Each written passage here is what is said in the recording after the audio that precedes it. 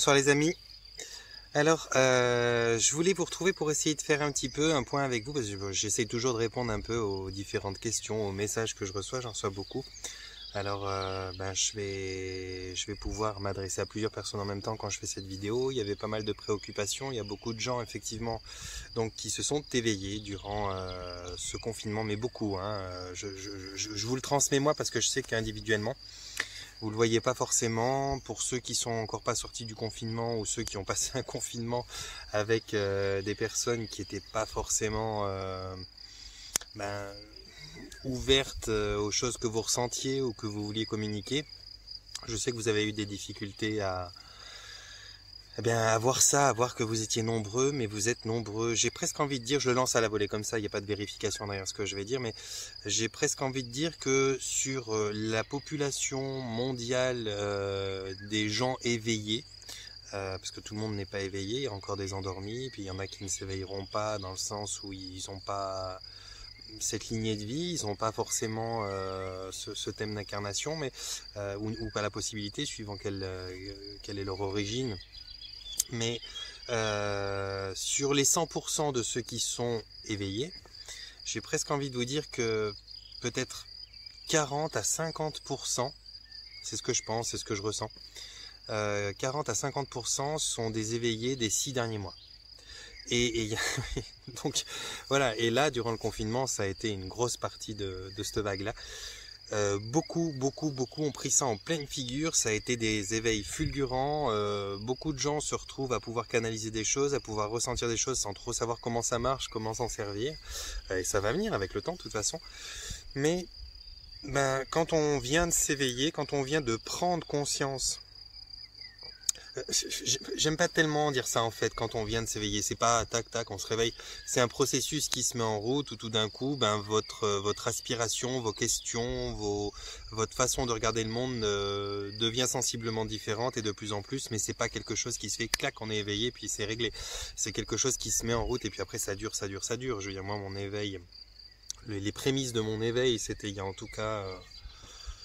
je saurais même pas dire exactement d'ailleurs, mais je pense on peut imaginer que c'était ça doit faire 14-15 ans, peut-être 16 ans, et je suis toujours en train de monter des marches à mesure que j'avance.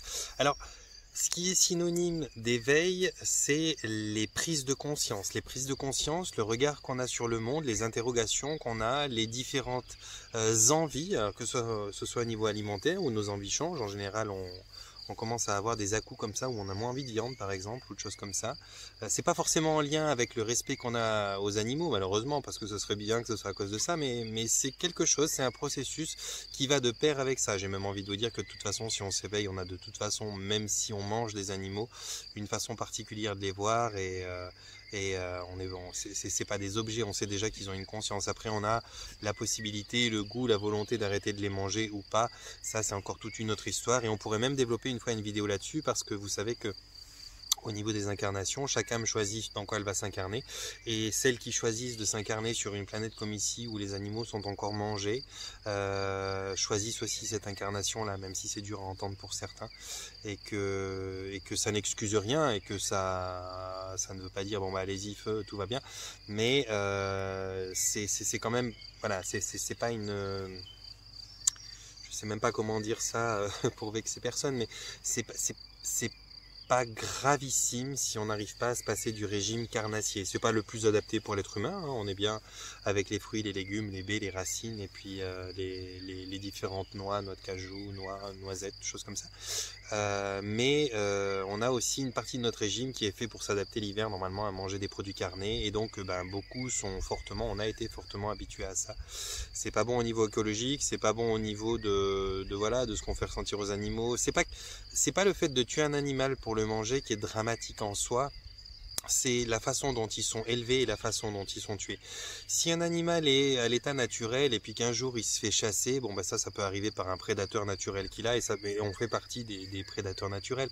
Donc si c'est fait comme ça et qu'il y a, alors je veux pas vous renvoyer au film Avatar, mais une forme de prise de conscience profonde de l'animal à qui on ôte la vie, et puis même une parole à son âme pour quand on lui ôte la vie, pour le laisser partir dans les meilleures dispositions, on pourrait dire que c'est ce qui est fait dans les règles de l'art, dans l'approche approche qu'on peut estimer la plus saine de chasser un animal pour le manger. Mais aujourd'hui, les élever, les torturer comme ça et puis les tuer avec sang-froid, sans une parole, sans un geste, sans une pensée, c'est ça qui est décadent dans l'humanité. Bon bref, la parenthèse est close, je pourrais éventuellement faire une vidéo là-dessus, mais voilà, pour vous dire que quand on a des vagues d'éveil de conscience, eh bien on a cette façon de s'alimenter qui peut sensiblement changer. Ça peut même ne pas changer au début, puis changer d'un coup, comme ça tout d'un coup on veut plus de viande, on n'a plus envie. C'est vraiment une question de goût, hein. On n'a pas le goût de ça, quoi.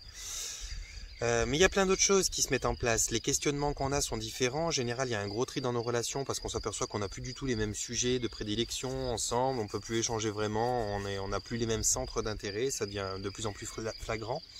Il y a une sensibilité qui s'accroît, mais pas forcément, pas chez tout le monde, mais il y a quand même une sensibilité qui s'accroît. Mais quand je dis sensibilité, c'est pas forcément parce que la sensibilité, elle est souvent vue dans le sens hypersensible. On peut replorer un oui pour un non.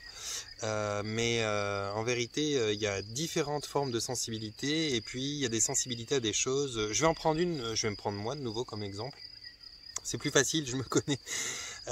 Par exemple, ce matin, pour ceux qui me suivent sur Facebook, j'ai été en nature, j'avais vraiment besoin de me ressourcer avec mon petit Patchy qui est je sais pas où d'ailleurs. Et puis,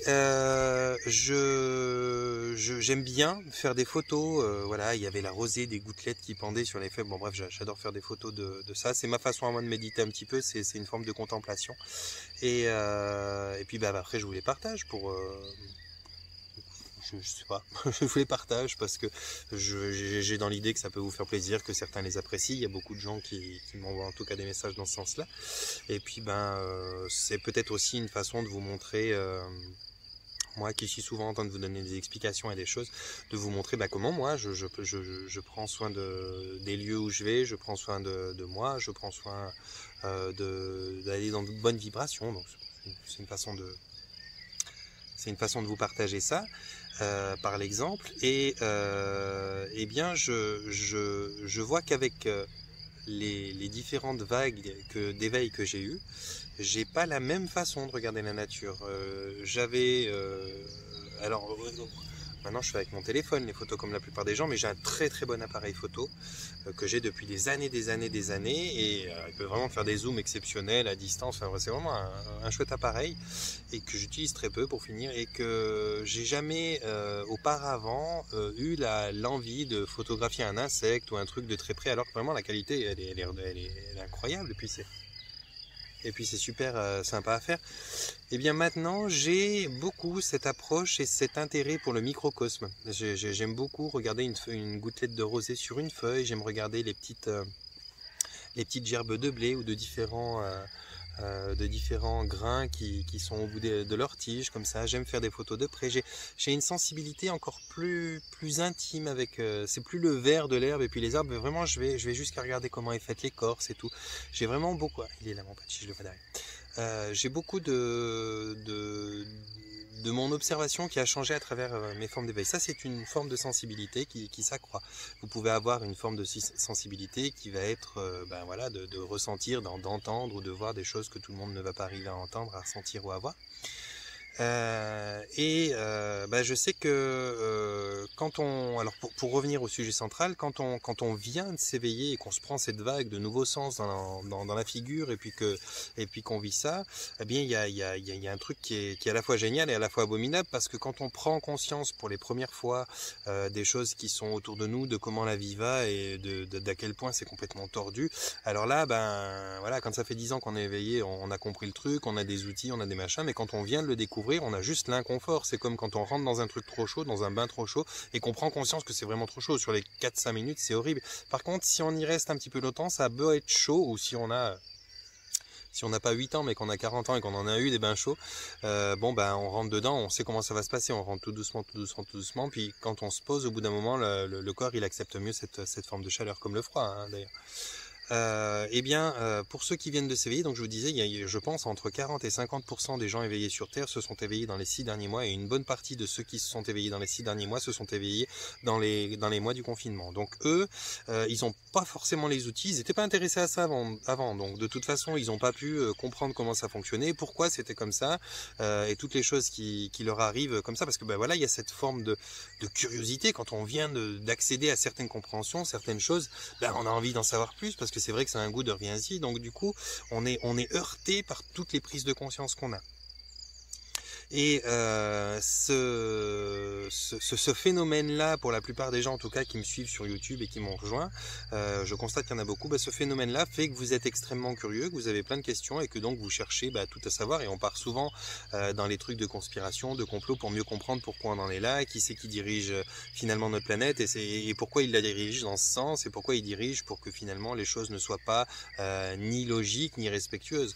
Donc on cherche, et quand on cherche on trouve, donc on tombe sur plein de merde. C'est pour ça que plein de gens, de merde, pas dans le sens où c'est faux, c'est pas dans ce sens-là, mais dans le sens où c'est pas très porteur, quoi. C'est des trucs qui nous mettent en basse vibration, qui nous font nous inquiéter, qui nous font nous écœurer, qui nous font nous fâcher, nous énerver plutôt qu'autre chose. Et puis c'est pour ça que la plupart des nouveaux éveillés ont une tendance à vouloir être des guerriers de lumière, à partir au combat, parce qu'ils viennent de prendre conscience de tout ce qui se passe.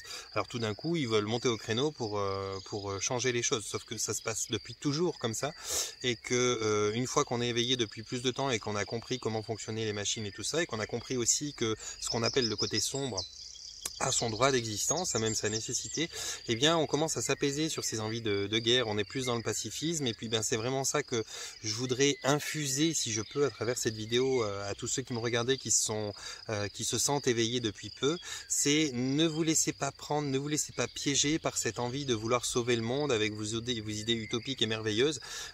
Prenez le temps de vivre, d'accueillir votre éveil, prenez le temps de...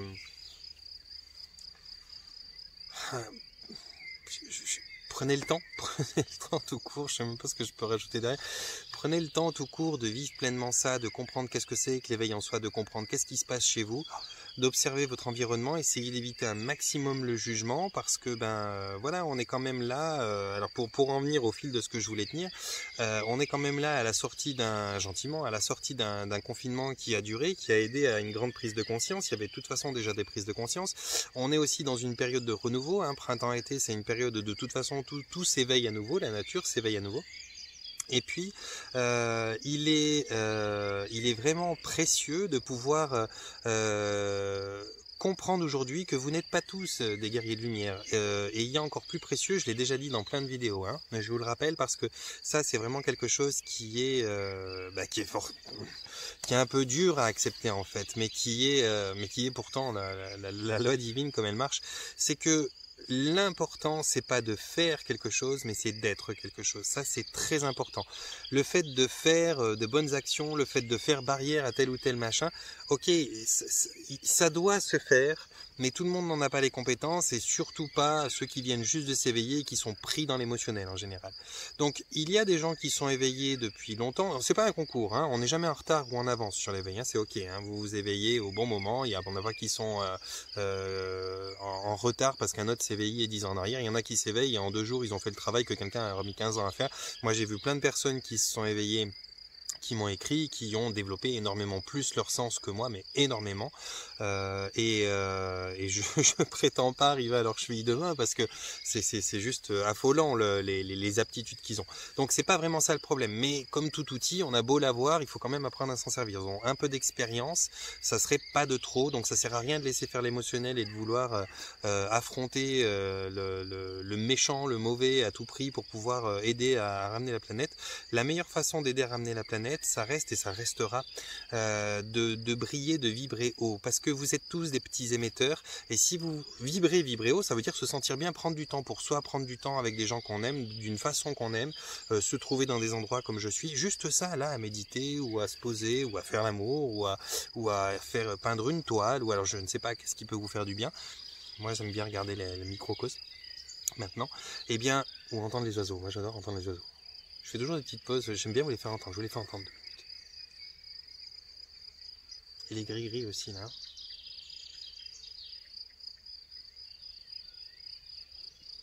C'est tellement agréable. Donc faire ces choses qui vous font du bien font de vous un émetteur d'une vibration qui est bonne pour la planète. Et c'est bien mieux d'être un paquet à vibrer comme ça et à apporter à la planète que d'être une moitié d'entre vous qui attaquent certains types de combats. Il n'y a pas besoin de s'engager plus que ça pour aider notre environnement, pour aider notre planète et pour aider la conscience collective à amener encore plus de gens éveillés. Et surtout, ce que j'aimerais vous dire, c'est que il y a déjà des gens qui déjà pour le coup sont éveillés depuis un paquet de temps, mais ont aussi un cursus de vie qui leur a peut-être donné des aptitudes. Certains, là je regardais un truc sur YouTube cet après-midi, une dame qui était, elle était avocate et elle est devenue naturopathe par la suite, un cursus assez atypique, mais elle a un fond d'avocat, elle a une expérience d'une trentaine d'années d'avocat, elle est passée naturopathe maintenant depuis, je crois, à peu près 15-16 ans. Et donc, elle entame des combats, mais elle entame des combats avec une grande richesse d'expérience. C'est pas une question de la capacité de ses outils, elle en a peut-être moins que certains éveillés, comme je vous le disais, mais elle a une expérience dans le domaine des lois, elle a une expérience maintenant d'une quinzaine d'années dans la naturopathie, et puis elle a fait plein d'autres ateliers où elle s'est formée. Désolé.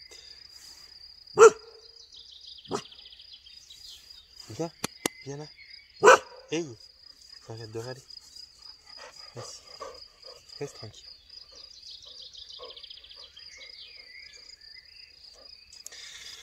Désolé. Mais donc cette personne, c'est bon. Cette personne, elle a un bagage important et donc maintenant elle peut entreprendre des combats parce qu'elle connaît les lois, elle connaît ci, elle connaît ça et donc elle entreprend des combats. Aujourd'hui, vous avez aussi pas mal de gens qui se sont éveillés, qui sont des avocats, qui sont des médecins, beaucoup de médecins, qui se sont éveillés, qui reviennent un petit peu aux bases du serment d'Hippocrate. Parce que Hippocrate, pour vous donner une petite parenthèse comme ça, c'était quelqu'un qui aussi disait que la naturopathie était une médecine et qui avait nécessité d'avoir en tout temps une approche holistique. Donc l'approche holistique, pour ceux qui ne le savent pas, c'est le fait de prendre l'entièreté du spectre du vivant en considération, que ce soit le côté émotionnel, alimentaire, mental, le côté même prendre l'âme en considération. Et c'est comme ça que l'approche était faite pour soigner les gens. Alors certains vont dire ouais, on a fait des progrès depuis Hippocrate. Moi je dis que non. Mais en attendant, les médecins d'aujourd'hui ont le serment d'Hippocrate qui n'a rien à voir puisqu'ils ont dénaturé totalement ça. La Fondation Rockefeller, quand elle avait fondé l'OMS, elle avait fondé aussi les nouvelles façons d'apporter les études de médecine à toutes les universités aux États-Unis.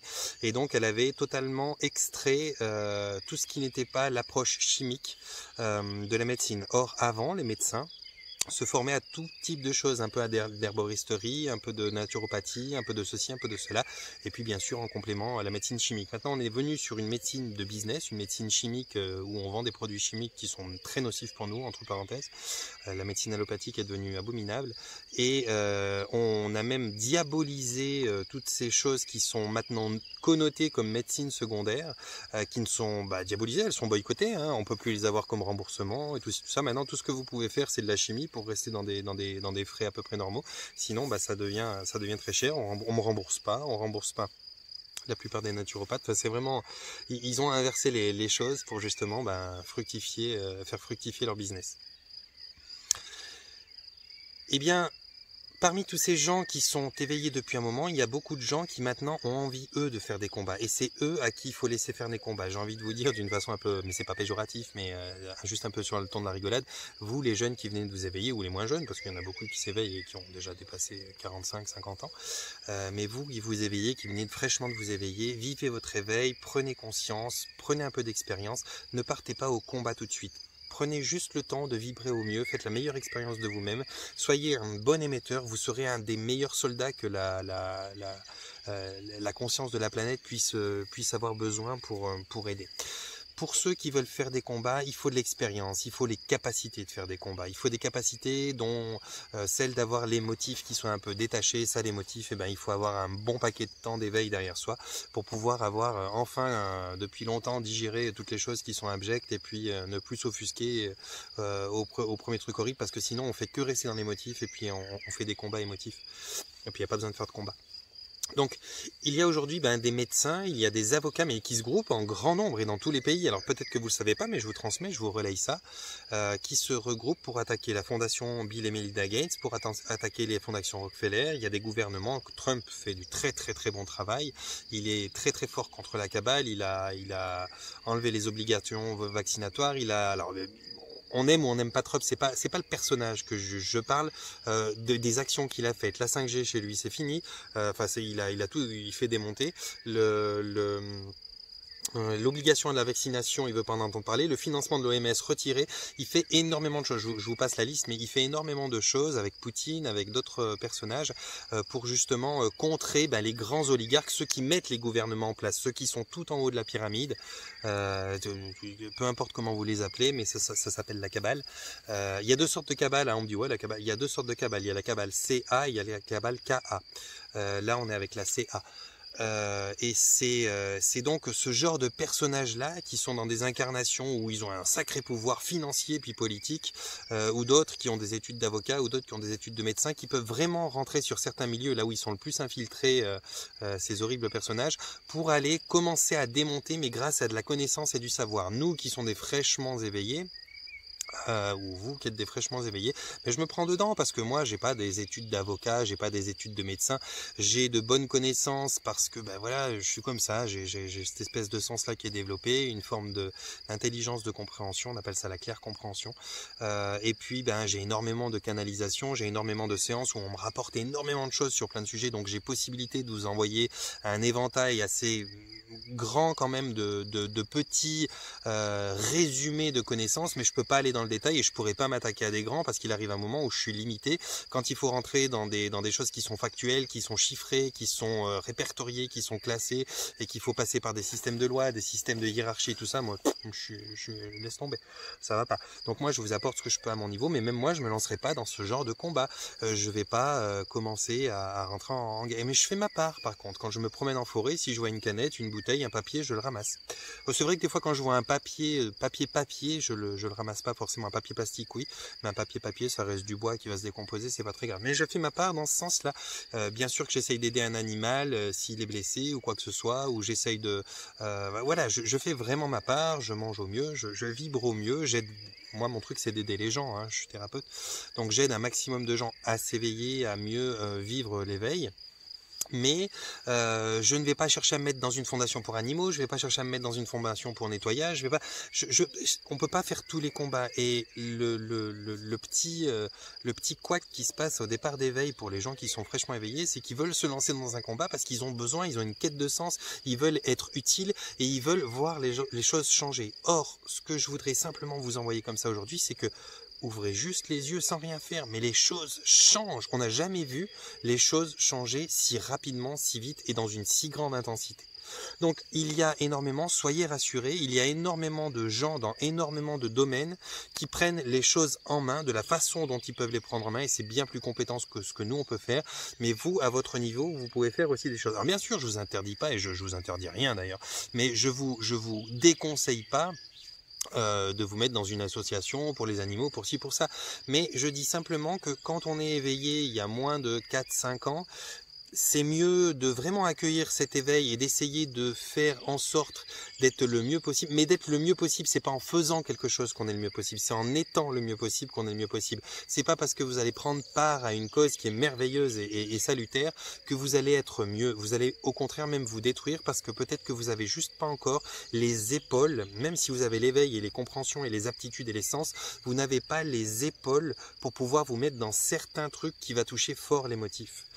Ça va simplement alimenter votre ego spirituel, vous allez croire que vous faites juste ce que vous faites juste et finalement on se retrouve avec des gens qui sont des éveillés de mauvaise qualité. Je sais que ça va pas plaire à tout le monde, je le conçois, mais je cherche pas à juger à travers ça, je fais une observation et si j'ai bien compris, ceux qui me regardent c'est des gens qui ont envie, si j'ai bien compris, qui ont envie de faire en sorte d'être le plus utile possible, de donner du sens à ce qui se passe actuellement et donc des fois d'être le plus utile, d'aider, c'est par le fait de ne pas aider.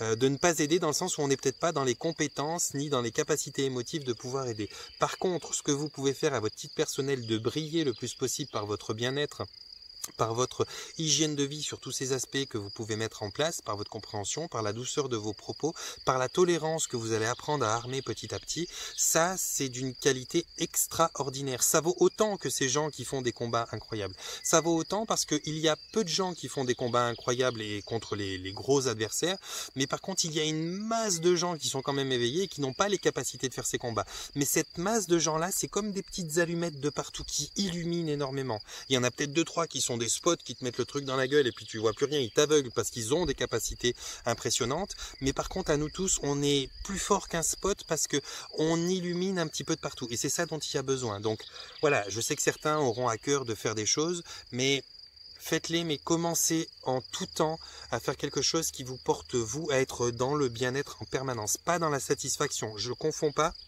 le bien-être et la satisfaction. La satisfaction, monter un meuble, laver son chien, faire un truc bien, ça peut nous satisfaire, mais ça sous-entend pas qu'on est bien. Même si c'est dur à percevoir pour certains. Par contre, le bien-être, c'est de glander totalement ou de faire plein de choses, mais d'être bien, de ne pas s'épuiser, d'être dans des capacités de repos, d'accueil de soi qui sont exceptionnelles, ce qui va permettre à votre mental d'être apaisé, vraiment posé et serein, et d'avoir une forme de réflexion beaucoup plus constructive et un état vibratoire beaucoup plus porteur, beaucoup plus rayonnant.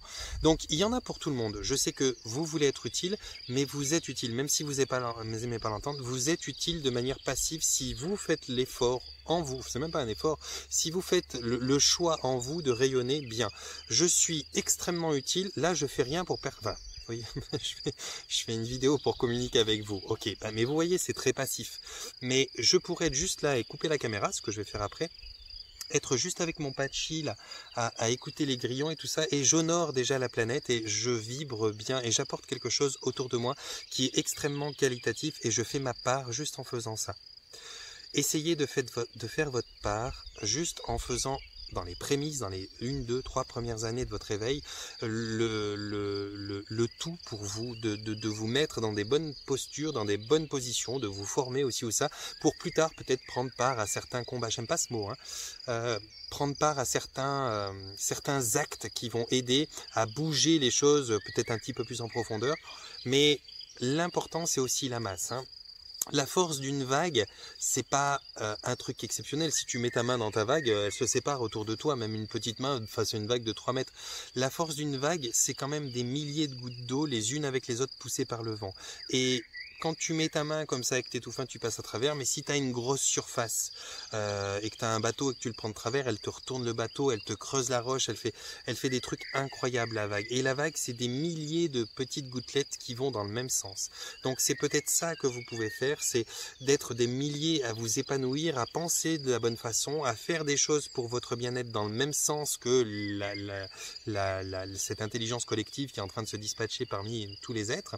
Et puis, pour les plus capables, pour ceux qui ont un niveau d'aptitude émotionnelle fort et qui se sentent doués de certaines choses ou qui sont vraiment des guerriers de nature, alors là oui, prenez part à certains actes, à certaines choses, mais pour tous les autres, ceux qui veulent absolument se sentir utiles, vous êtes déjà utile comme ça quand vous êtes bien. Maintenant, il y a des milliers de façons de se rendre utile, mais encore une fois, essayez de vous rendre utile sans que ça affecte votre sphère émotionnelle. Il ne faut pas aller se mettre dans un endroit où on tombe sur des malades et des malades et des malades dans des pays pauvres ou je sais pas quoi, parce qu'on veut faire de l'humanitaire quand on n'a pas encore depuis un petit moment éprouvé ça. Il faut y aller palier par palier.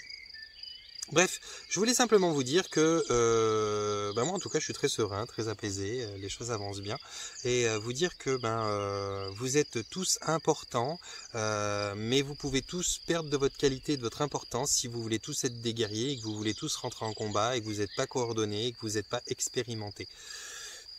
L'éveil c'est une chose, les outils qui se développent en soi c'est une chose, les aptitudes, les différentes sensibilités, enfin tout ce qui se met en place quand on parle d'éveil, c'est une chose et c'est une chose précieuse, mais ça n'en fait pas l'expérience. Vous pouvez recevoir le meilleur outil du monde, un ciseau à bois pour tailler quelque chose, ça ne fait pas de vous un sculpteur. Il va falloir commencer à tailler un petit peu 2-3 trucs et se louper plein de fois pour arriver à être un bon sculpteur. Et bien là, vous recevez des outils qui sont merveilleux, impressionnants et puis qui vous font goûter à quelque chose qui est extraordinaire, mais accueillez-le, prenez le temps de bien le recevoir, de bien le laisser habiter votre votre être.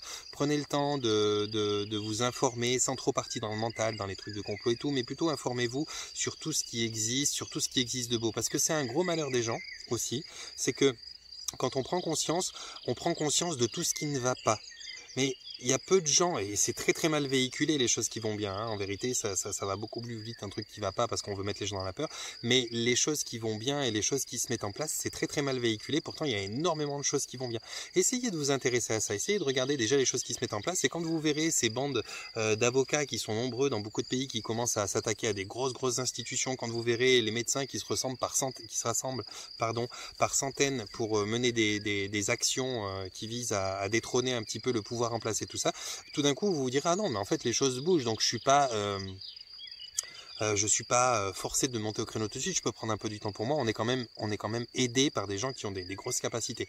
C'était un petit peu pour vous apaiser à ce niveau-là que je fais cette vidéo aujourd'hui, parce que dans tout ce que vous m'écrivez, vous voulez tous être un petit peu vous voulez tous être un petit peu la personne qui prend part à des trucs importants, puis finalement vous voulez un petit peu trop vite faire les choses, je pense, hein, ça vous vexez pas, ça n'engage que moi, mais vous voulez peut-être un petit peu trop vite faire les choses, et finalement vous allez peut-être briller comme ça, mais par ces choses où vous allez vous engager, vous allez vous mettre à briller plus que comme ça, parce que vous serez tellement affecté, altéré et épuisé par ce qui va se passer dans vos expériences, que ça va finalement faire comme si vous retournez en arrière.